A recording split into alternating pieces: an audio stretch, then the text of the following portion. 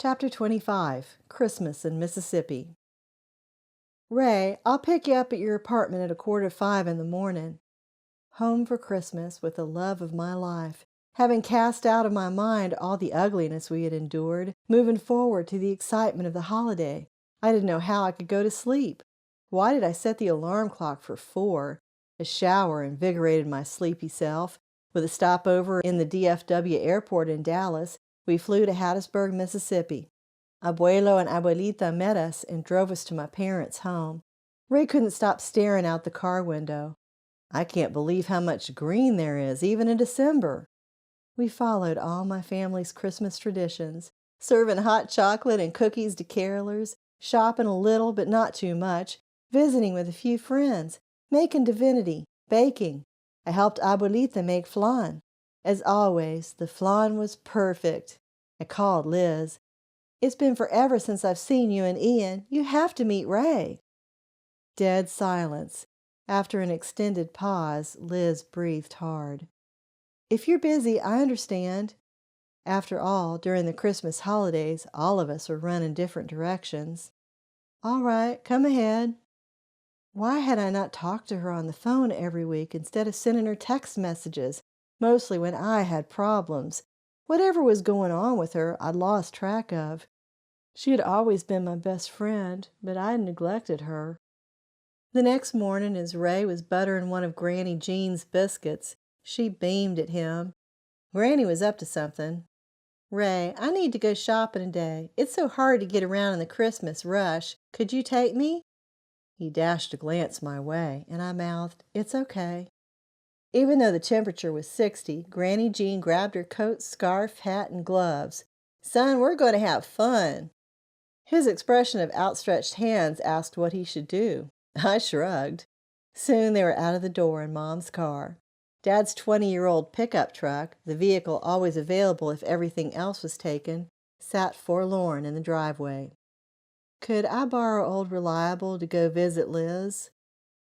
Ian must have been at work, although the night before Liz had promised he'd be available to meet Ray. Liz hugged me and turned swollen eyes away. I held her hand. "Are you all right?" Her voice was raspy, scarcely more than a whisper. "I'm fine." Through an empty living room, once furnished with Victorian antiques inherited from her grandmother, she led me to her kitchen table. "Want a cup of coffee?" "Sure." "Ian's out of town." "Out of town?" "He left this morning to go play cards in Biloxi. He assured me he was going to win this time and catch up on his losses." What could I say? All I had was a shoulder for her to cry on and ears to listen to her story. After 2 hours, I stood to go. "We need to keep up with each other better.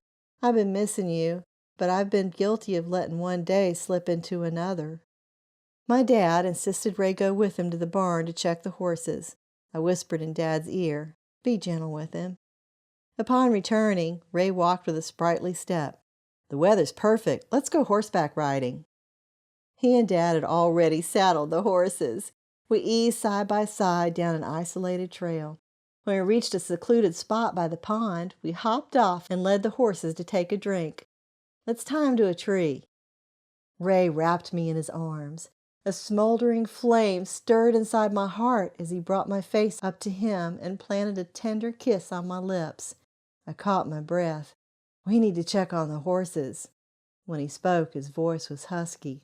"Okay, you're right." We climbed back on our horses and raced back to the stables. In the pleasant weather, Ray and I walked all over the place. We cut holly limbs and decorated the front door and windows.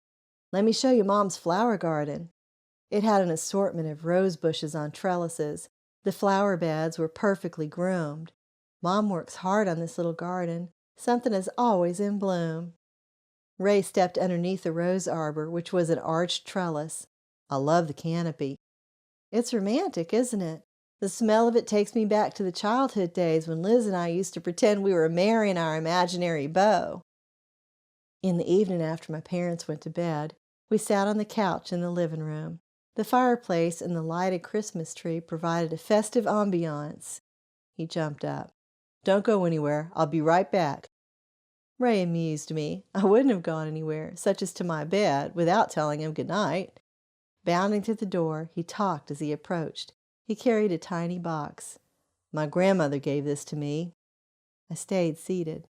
Ray knelt on one knee in front of me, opened the little well-worn box, and pulled out a huge, glittering diamond solitaire engagement ring. He laid the box on the table beside me. "Would you try this on?" He slipped it on my finger. Perfect! I held my finger out and admired the ring. Ray moved it back and forth. "It's a little loose. We may have to have it resized."